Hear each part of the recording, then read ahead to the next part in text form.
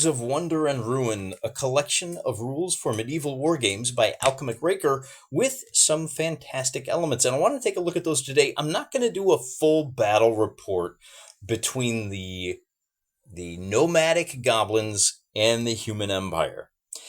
I'm still determined to make my all-mounted goblin force work, and that means figuring out how to make mounted archers work. And I think I finally got it. Why don't you guys be the judge? I'm not going to show you a complete blow-by-blow battle report. I'm going to breeze through the stuff that we've already seen a whole bunch of times so we can focus in on this little thing here. Split fire and move. Mounted troops may conduct missile fire at the halfway point of their movement. We have some questions. We have some things we have to think about.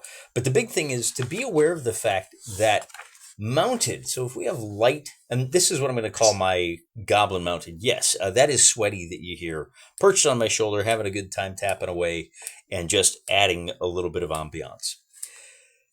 If we take a look here at light horsemen, horsebow, they have a range of 18 inches or centimeters in my case. They can move 24 inches. And more importantly, they do about face with half a move. In other words, if they stand still, they can shoot and then turn around, and that's all they can do. Well, that's not very mobile, is it? So you're not going to be able to get away with that. Instead, you're going to have to focus on this 90 to 120 degree turn. You're going to have to move in, take your shot at the midway point, and then use a quarter move and move off just a little ways. Now, I don't think that the DPS, if you will, the damage per turn, is going to be as high for mounted archers, but the fact that they can move in, shoot, and get away, that's a force multiplier in its own right. If you have enough turns to play with, then you can just keep doing that forever. But you also need a large enough table. You need a lack of terrain, or you need terrain that they can kind of hide behind so they can pop out, take the shot, and then still get away. Interesting things going on there. So we're going to have a little bit more open space so we can play around with that and experiment with it and see how well it does. I'm only going to have 6 figures on the table, 60 archers. But with 6 figures on the table, if you're shooting at regular troops, you're doing at least 1 wound. And then there's a 50-50 chance that you do a second and third wound. So ultimately, it should be about 2 casualties per turn that you do that. If you could do that indefinitely, if you've got huge steps, but STEPPES, you can get away with it. You can do that all day. Of course, we're war gamers and we don't like Bowling Green tables. We like putting terrain down because it makes us think a little bit harder. So that may be part of the reason why my mounted archers have never really done well, because I just can't resist the urge of having a table that's a little more interesting than this. Oh, I got to move that out of the way too. Then there we go. This, right? This is not fun. It's not visually stimulating. Doesn't give you a whole lot to think about. But this is, of course, what our archers prefer. There they are right there. So these guys, I believe these archers are from Splinter Light. Yeah, the other thing I want to take a look at is some spell casting. But really, the big thing is individual combat. Because, and here I have to point out that I think Warhammer Fantasy Battles did a really good job of this. Well, depending on which edition you're talking about. Remember that in a game like this where you have blocks of troops and big dang monsters, the big monsters shouldn't be fighting blocks of troops. Your heroic characters should be fighting the other guy's heroic characters. Because if you can win that fight, you're forcing morale checks on the blocks of troops, and that's how you have your heroes take effect. Very historically accurate. When 2 units, the Baron's men and the Duke's men showed up, the Baron and the Duke would fight one-on-one, and if the Duke, who has the best armor, the best horse, the best stuff, if he goes down, all of the little mooks that are on his side say, wow, man, if the toughest guy I know isn't going to survive this battle, how am I, they stuck a sword in my hand 2 days ago, how am I going to survive this battle? Oh, I'll tell you how I'm going to survive it. I'm going to find the exit, and I'm going to hit it as soon as I can. So the hero fights, if they're inconclusive, and that is one of the things that we should see today, if the dice cooperate, is that these fantastic, these are all like most of these two hits are well above the 50-50 range. So it should be a couple of heroes wanging on each other for two, just kind of beating on each other's armor for 2 to 3 turns without a whole lot going on. And then somebody finally wins and their whole side crumbles. Or their whole side goes, what? We must get vengeance. And they pass all the morale checks and they're able to overwhelm the hero because now, okay, good. Your hero killed my hero, but I now have 90 guys with spears. I don't care how tough your hero is. He's not going to survive 9 guys with spears. Right. And this is not a complicated system, but it really does force you to think about the battle in a different way. That rock, paper, scissors becomes, I want to get my block of guys to jump on your hero so I can wipe them out. But I don't want your block of guys getting my heroes. So things should generally kind of steer in the direction of hero v hero. It's in everybody's best interest. That's the high probability play for both sides if you can get away with it. It's one of those things, right? I want my hero to get your hero. I want my block of troops to get your hero, but you have a vote. So we'll see how that plays out here for real. And then, of course, just because it's a lot of fun, and just to have a little bit of extra surprises, we are going to play around with the wizards. I have a magician. He's going to be just this level 2 guy with 8 spells, worth 140 points. But let's go ahead and just... with all of this done, let's just take a look at the table.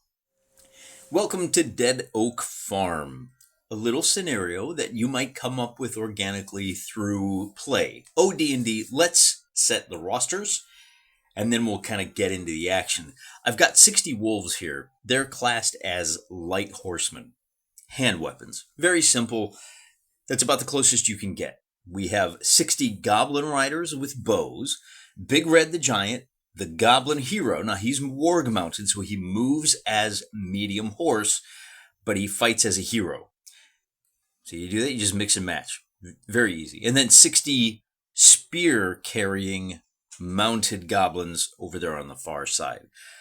Altogether, what are we looking at here? 60, 120, 180, 180 goblins, plus a couple of big troops, going up against, well, the humans are a little outnumbered here. The villagers have arrived to meet them. The good news is we have 30 heavy horsemen. They pack a powerful punch. We only have 80 spearmen and then the 60 light infantry with spears. These are the yeomen. However, to make up for that, we do have a boom boom wizard and we do have a superhero with a magic sword. The goblins are very annoyed that the village has been harboring fugitives from goblin justice, by which I mean adventuring parties keep stealing all of their gold. The goblins are here to get it back. And in order to get it back, they're going to have to get into the village, which is off that side of the table. In order to get off the table, they have to kill as many of these humans as possible.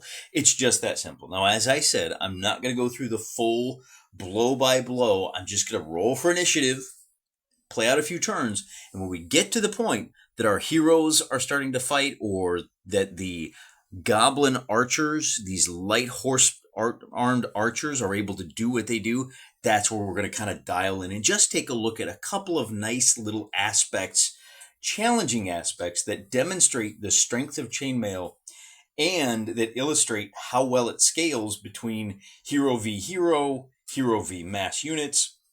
Yeah, we already talked about that. The goblins advance on turn 1. And in order to maintain, integrity of the battle lines, in order to ensure that these spears don't get flanked, the yeomen have come out from behind the protective wall. On turn number 2, see, this is our initiative roll for turn number 2, something magical happens. But it doesn't happen quite yet, because what you're looking at on the table is right after. So the humans win initiative on turn number 2, and that means that the yeomen move up a little bit. Remember, these guys can only move 9 centimeters. The spears move up.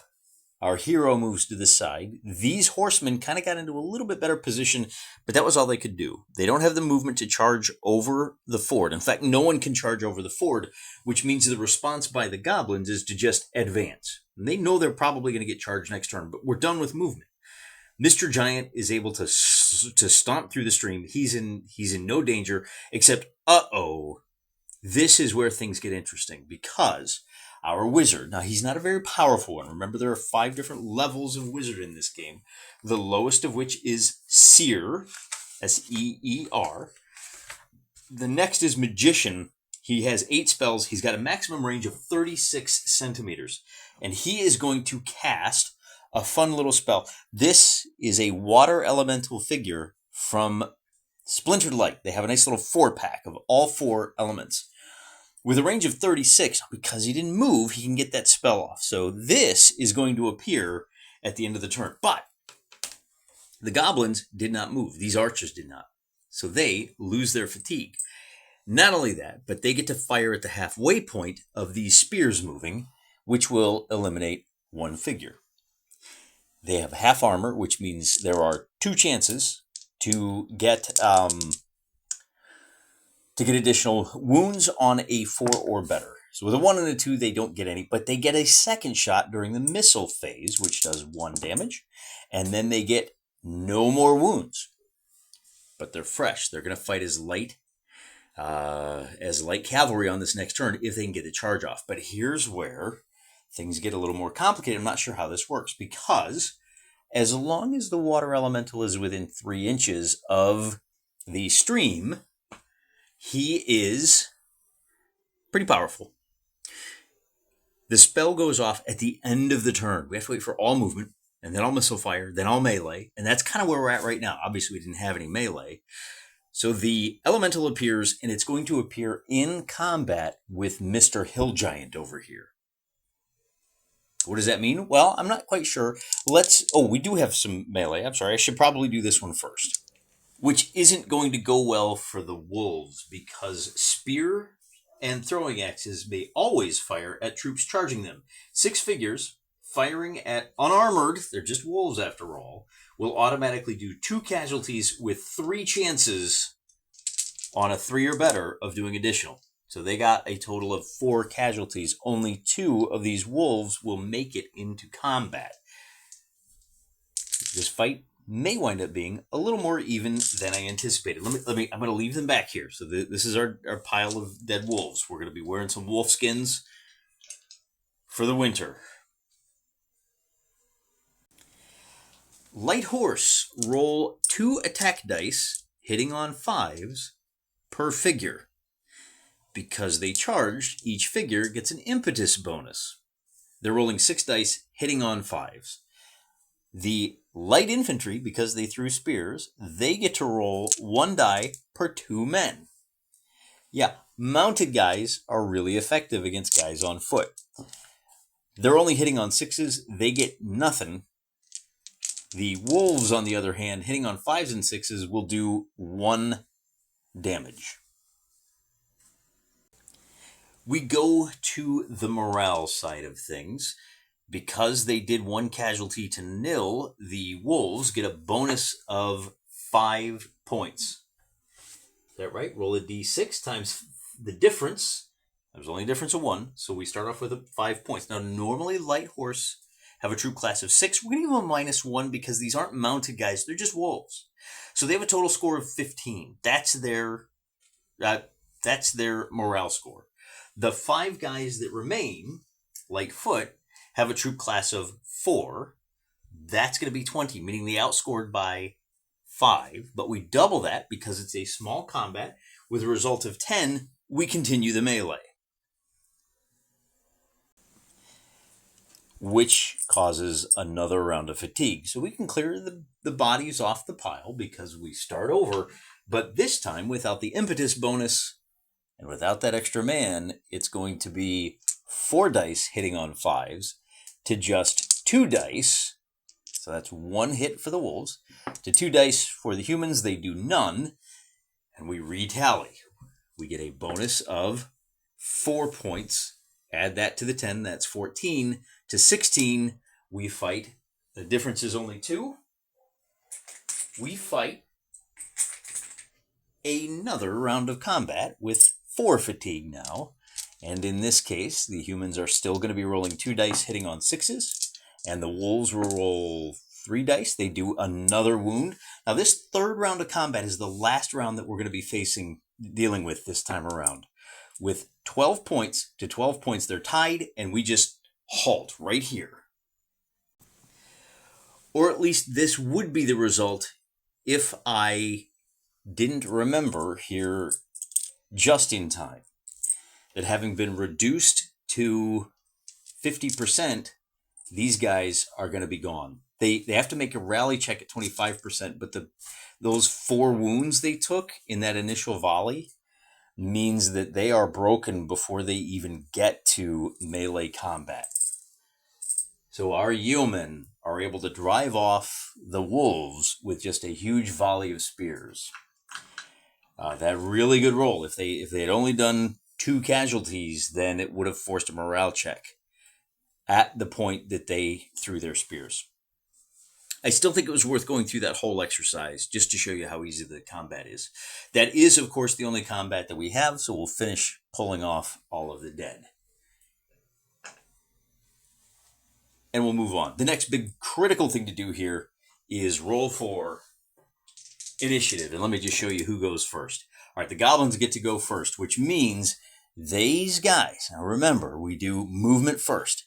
So the goblins are going to get to charge off on the heavy knights, which is going to be a real problem for the heavy knights because they're outnumbered 2-1.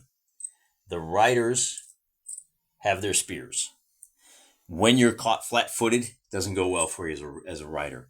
We're going to let these guys rest up. They're going to need that energy. These guys, the goblin archers, are going to take another round of fire here, and then they have half their movement, which means they can pivot 90 degrees and move. Now, the way I interpret this, and this could be wrong, talk to me, guys. You fire at the halfway mark. If I decide not to move at all, that means I still have half my movement, and I can go 6. Well, I'll rotate up to. That's only about 45 degrees. So you take the shot, you rotate about 45 degrees, and I think that means they can still move. Let me just double check here. Up to 60 degrees, that's only 1/8 of a move. So they still have 3/8 of their movement, which 3/8 of 24 is going to be, it would be 6, it's going to be 8. So they can actually charge up to here and put themselves at a safer move. But we do have to say that bow fire means that they're, they didn't move last turn, they just fired. That's why they have no, but they move this turn, so they get the 1. Once again, they're going to open fire there, do 1 point of damage, and because there's still 6 of them, they have 2 more chances, and man, they are just not getting it done, are they? The goblins are not rolling well. Fortunately, they have a nice battle up top. And that battle does not go well for the humans. Because they are caught flat-footed, they fight as 1 troop class lower. They're going to be attacking as medium horse, which means they're only hitting on 6s. They do 1 damage. The goblins, on the other hand, they are medium going up against heavy, which means they only roll 3 dice, but because they charged, they get the impetus bonus of an additional die per figure. Spears mean 2 ranks get to fight. They do 2 wounds. 2 wounds will take this unit down to just 33% of their starting, which means they're just gone. Remember that when you charge, you have to complete that charge. They started, the back of the unit was back here, and medium horse move. Let me check my movement just to make sure I get this right. When they charge, medium horse will move 24 centimeters, which means if the back of them started here, they're going to wind up way over here, which may be better for them because they may be able to swing wide and take out this wizard who's in trouble. But they are going to be a little tired because, after all, they charged and they fought a melee. But now we get to the interesting part of the battle. We've got 2 different fights, and this is the whole purpose of tonight's video. We have a giant going up against a water elemental. To resolve this, we just cross-index. When a giant attacks a water elemental, he is trying to roll a 10, and on a 10, he'll drive it back. On an 11 or 12, he defeats it, and he just automatically kills it. On the other side, elementals attacking a giant only need to roll a 9, but remember, this is a water elemental in the stream, meaning it only needs to roll a 7. On a 7, he'll drive it back. On an 8 or better, he will kill it. So like I said, so the giant we roll, he gets a 7, it has no effect. The elemental, we're rolling blue dice, it's a water elemental, with a result of an 8, he is going to kill the giant. It's just that easy. Now we have 2 heroes going at it. And again, this isn't that hard. The one thing that we have to deal with here is that we have a goblin hero who fights a hero. Where's heroes? There's heroes right there. So we go heroes to heroes. On an 8 or better, you defeat him. But remember, with a magic sword, it's on a 7 or better you defeat him. On a 6, you just drive him back. So we'll roll for the goblin hero first, rolls an 8, and he defeats the human hero. Then we'll roll for the human hero, and he's just looking for a 7, and he defeats. So both of these guys are going to be down for the count. And we are left with a rather interesting scenario that remains, because you've got 11 mounted goblins, except because, well, left in the fight, and if they can stay away from that water elemental, then they'll be in much better shape. That's the end of the turn. Okay? You see how that works? It's really not that hard. You just take a moment, you just work your way through it, and it works out reasonably well. Now, an interesting thing about elementals, it's not just death. If he moves, he loses control of the elemental, and it will race over to take him out. Which means, once these guys rest up for a turn, and again, I don't know, I think they just, on this, I mean, I guess, let's not speculate, let's just figure it out. We're going to roll, we're going to get a tie for initiative. The Bromans get to go first. They say, I want to know what you goblins, no they don't. The Bromans want to go first, because they definitely want to move up to here. We know we're going to get charged, but let's go ahead and move up to within spear hucking range. And these guys are going to have to use half their movement. So, and then our elemental can move as well. So how fast is an elemental, I hear you ask? It must be 9